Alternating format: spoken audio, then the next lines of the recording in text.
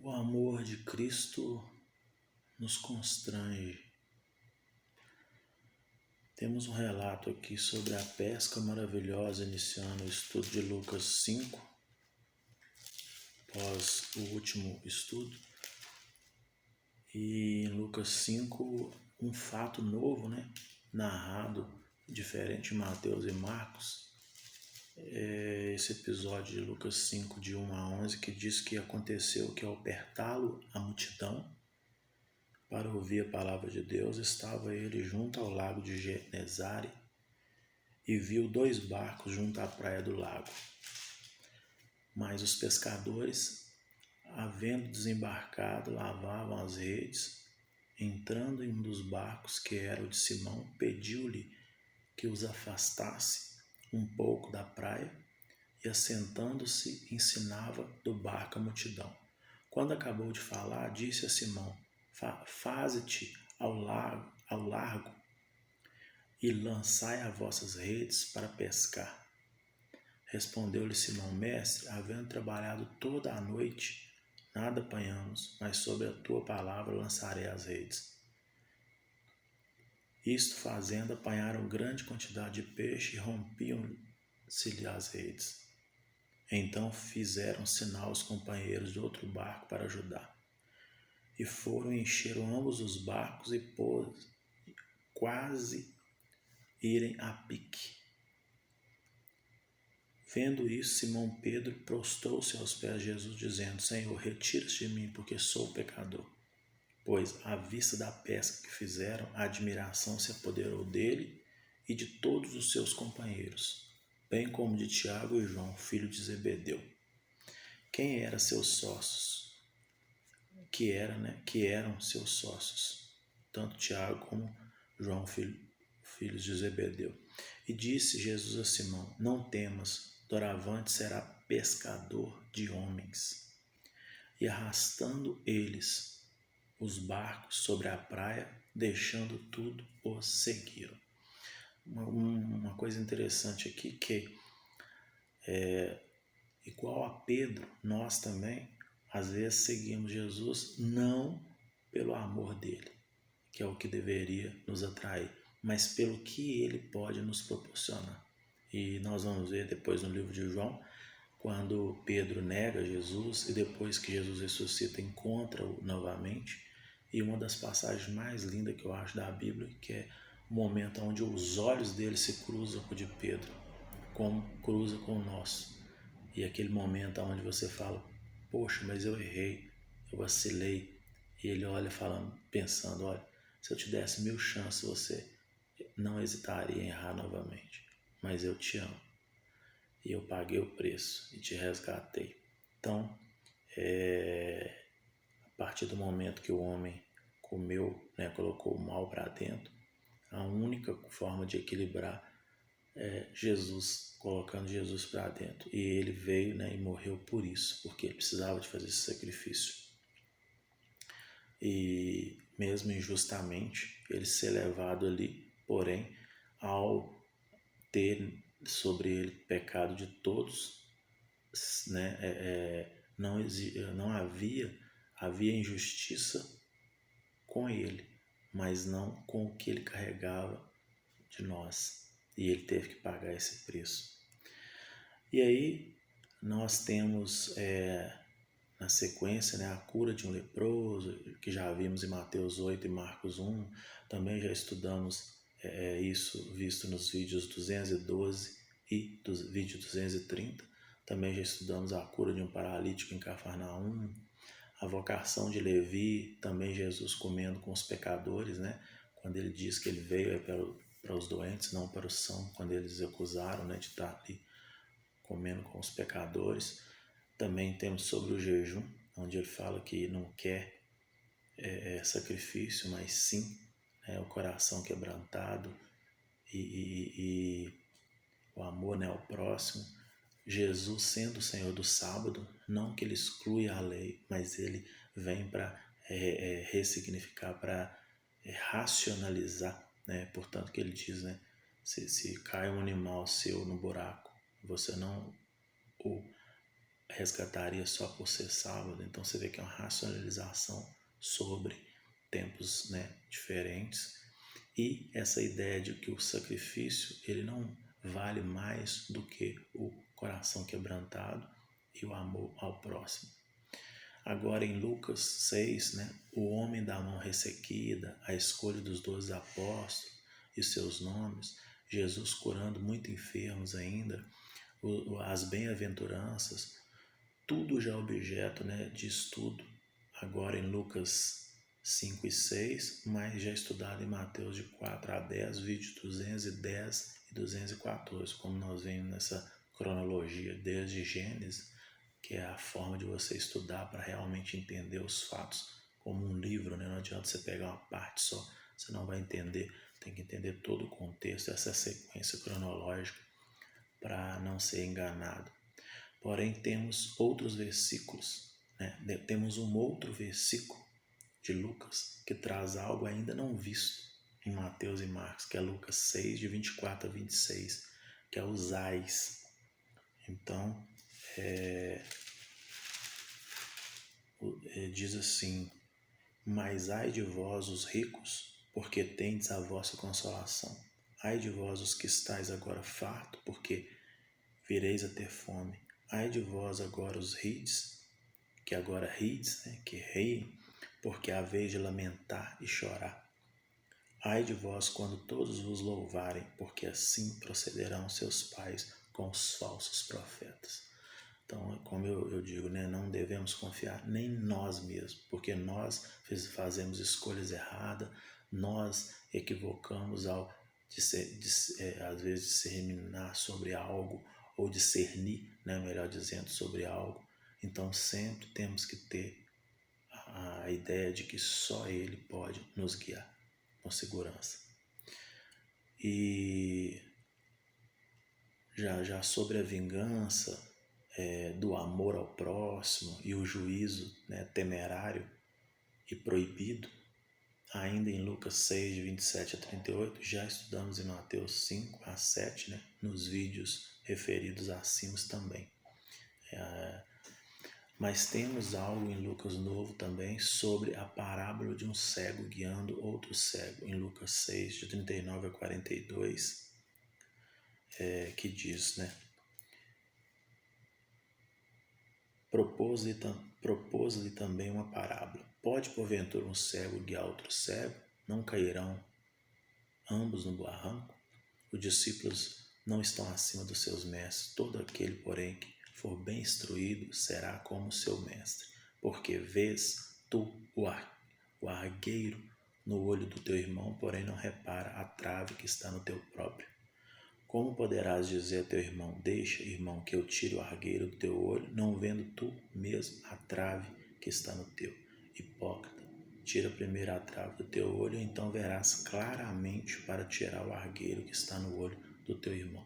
Então todos nós, né, pecamos e fomos destituídos da glória de Deus. Então não há ninguém que por seu mérito, por seu sacrifício, pode ter acesso a Ele, se não for através do seu Filho, que morreu e se fez humano e traiu nós todos para Ele, inclusive atraiu todos os nossos pecados, para que ali Ele pagasse o preço, né, e nos libertasse desse cativo que, ao desobedecer, nós entregamos, e o mal passou a ter poder. Você vê que quando Satanás leva ele para o oráculo ali e fala: eu vou te dar poderes sobre toda a terra, ele em nenhum momento indaga sobre se realmente ele tinha esse poder. Então você vê que o homem devolveu esse poder para ele, porém ele resgatou, morreu por nós. E novamente outros, né, episódios já lidos em Mateus 7 a 12, que são a árvore e seus frutos, né?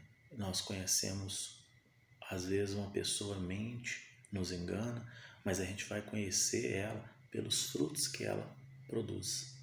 Então você vai ver se são frutos bons ou se foram frutos ruins.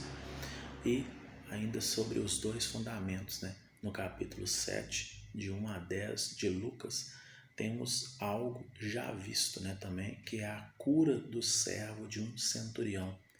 em Mateus 8, vídeos já citados também, estudado em Mateus 8 e citado já. É aquele momento onde o centurião tem uma fé, né, falando, olha, não precisa nem do Senhor ir lá para curar minha filha, porque eu, né, dou ordem e os meus subordinados respeitam a minha ordem. Então, se o Senhor disser, eu sei que vai acontecer, e pela fé ele aconteceu realmente.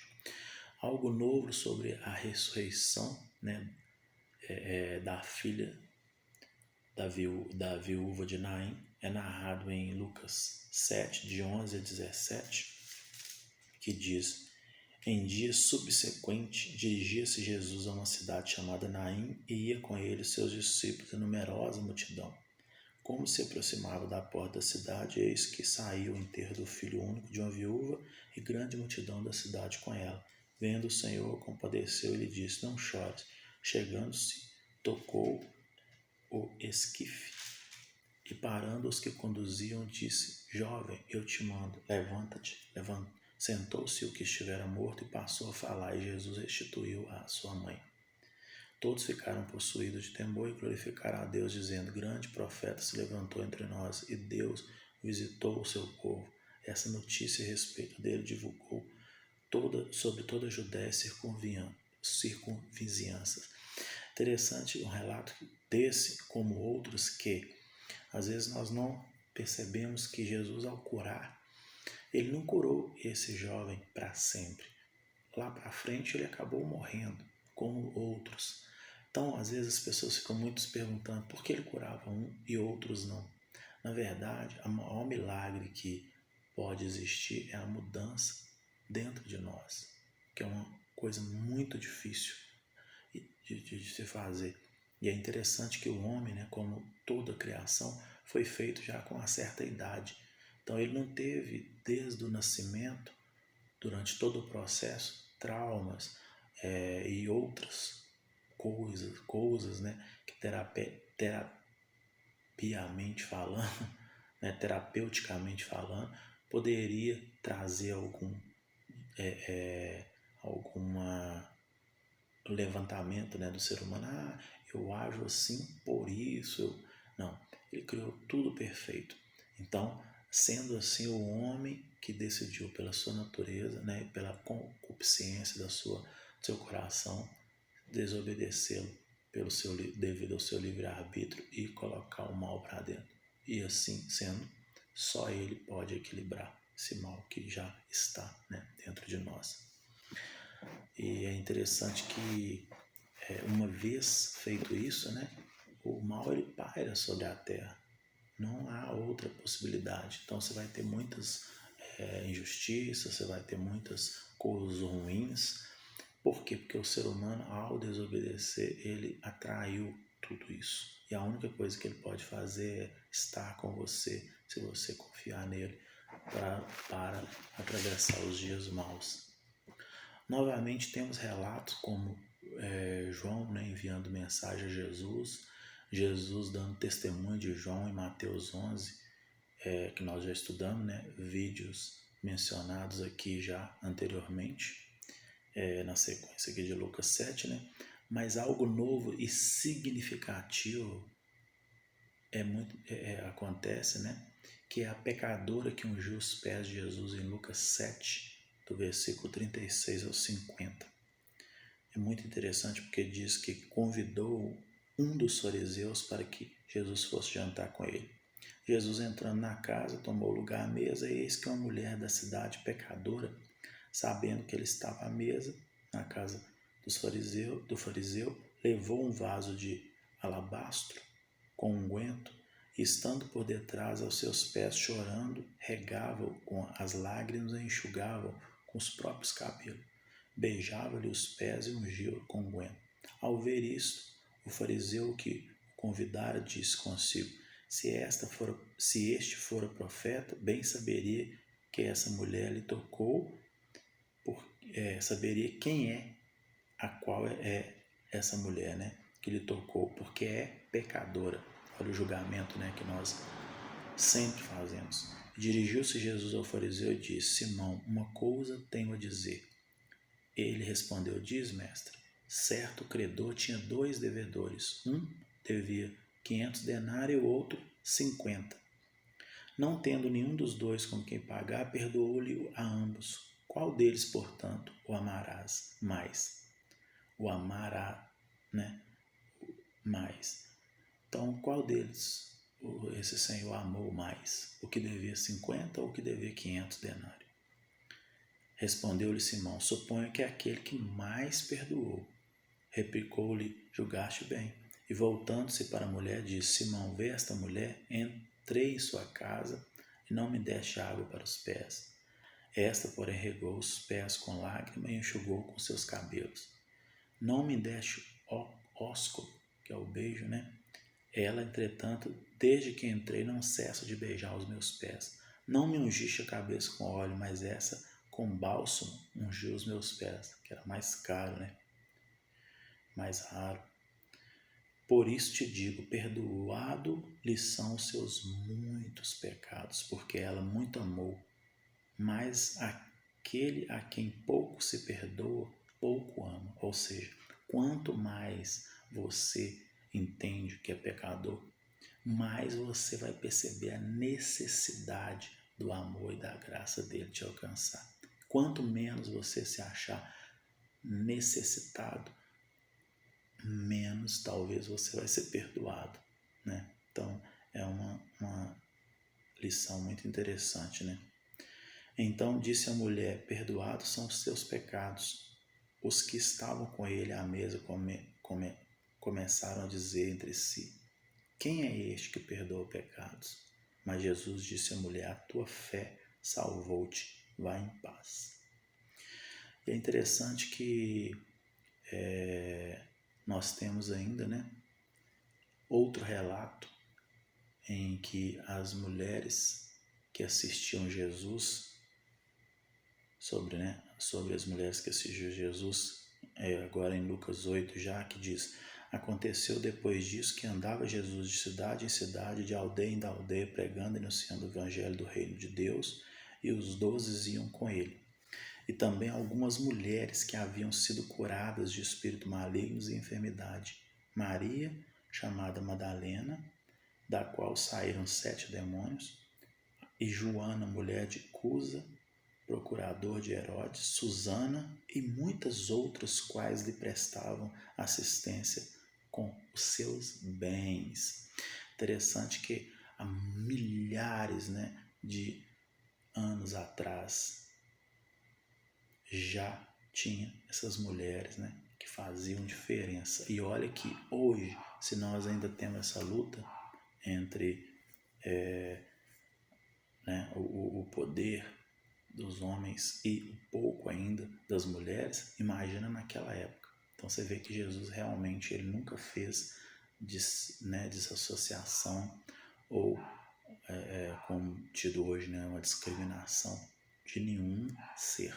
Ele simplesmente veio para todos, e todos aqueles que o perceberem, né, com a mensagem do amor e do preço que ele estava disposto a pagar, são resgatados por eles. Ele não deixará nenhum para trás, né? E novamente a parábola do semeador, né, e sua explicação, a parábola da candeia, a família de Jesus, né, quando eles vêm e falam, né, seus irmãos e mães estão lá fora, e ele fala: minha família é aqueles que ouvem e seguem minhas palavras. Jesus acalmando a tempestade, né, no momento onde a tempestade vem na vida, e só estando com ele para que ele acalme, né. Ele também faz a cura de um endemoniado, Geraseno, seguido dos gerasenos rejeitando, né, a Jesus, o pedido de Jairo para que a filha fosse curada, a cura de uma mulher enferma, a ressurreição da filha de Jairo, né, que foi pedido, a instrução para os 12, né, discípulos, Herodes e João Batista, né, aquele episódio onde pedido a cabeça, né, de João pela uma mulher lá de Herodes, né, com a primeira multiplicação de pães e peixes, a confissão de Pedro, né, quando ele diz que Jesus pergunta, né, que todos dizem, né, sobre mim, e ele diz, né, bem, que ele era Cristo, né, o Filho de Deus. E quando pela primeira vez Jesus prediz, né, sua morte, ele também diz aos seus discípulos que todos deveriam levar a sua cruz. Temos a parte da sua transfiguração, né, que é o momento que ele fala que alguns daqueles não iriam, né, antes de ver a glória de Deus, e eles veem, né, nessa transfiguração, que é uma demonstração, né, do que virá no fim, que é a glória dele, e ele vindo, né, com toda a glória. A cura de um jovem possesso, e novamente Jesus predizendo sua morte pela segunda vez, e dizendo sobre quem é o maior no reino de Deus, né? E ele fala que aquele que servir, né? E ele mesmo veio para servir, então nenhum é maior que o outro. E Jesus ensinando sobre a tolerância e a caridade, que já lemos tudo isso que eu disse aqui em Mateus de 8 a 18, vídeos 212 a 221. E Marcos 9, né, que nós vimos aqui, também vídeo 231, que agora nós estudamos em Lucas 8 e 9. Temos um relato novo e uma lição esplendosa, né, sobre os samaritanos não recebendo Jesus. Em Lucas 9, de 51 a 56, tem esse relato que diz o seguinte: Lucas 9, 51 a 56. E aconteceu que, ao se completarem os dias em que deviam ele se assunto ao céu, manifestou no semblante a intrépida resolução de ir para Jerusalém. E enviou mensageiros que o antecedessem. Indo eles, entraram numa aldeia de samaritanos para lhe preparar pousada. Mas não receberam, porque o aspecto dele era de quem decisivamente ia para Jerusalém. Vendo isso, os discípulos Tiago e João perguntaram: Senhor, queres que mandemos descer fogo do céu para os consumir? Jesus, porém, voltando-se, os repreendeu e disse: Vós não sabeis de que espírito sois, pois o Filho do Homem não veio para destruir as almas dos homens, mas para salvá-las. E seguiram para outra aldeia. Então é interessante aqui que ele sempre prega o amor e a compreensão. E eu acredito que nesse ministério dele todo, né, e durante toda a criação dele, inclusive desde o nascimento, ele viveu na condição humana e percebeu e teve a sensação e conviveu com tudo que é o sentimento humano. Então, quando na cruz lá ele fala: Pai, perdoa porque eles não sabem o que fazem, ele não fala aqui da boca para fora, ele sabe o que está dizendo. Então, é uma compreensão do sentimento, de toda a complexidade que é um ser humano. Por isso, a única coisa que precisa ser feita é reconhecer a nossa falha, que se me dessem vidas e vidas e vidas e milhares de possibilidades, nós mesmo assim equivocaríamos, porque somos falhos, somos criaturas imperfeitas, não perfeitas como ele. E a única forma de termos essa, para ter uma comunhão, para ter uma comunhão mais próxima, para ter uma identificação, e isso, né, é um preço a se pagar muito alto. Então, para você ter uma testificação, né, como profetas, a gente vê alguns na Bíblia que tiveram, e nós às vezes tememos a ele, é diferente, mas todos têm acesso, simplesmente reconhecendo as nossas falhas, que nós não somos, né, pelas nossas obras ou pelo qualquer sacrifício, merecedores de nada, e que ele, através do seu amor, foi ali e pagou o preço, né, derramou ali na cruz, porque tinha que ser feito algum tipo de sacrifício, e ele foi o sacrifício feito ali e o nosso sumo sacerdote até a sua volta. E eu finalizo este estudo aqui, né, no capítulo 9 de Lucas, dizendo que já foi também objeto de estudo, né?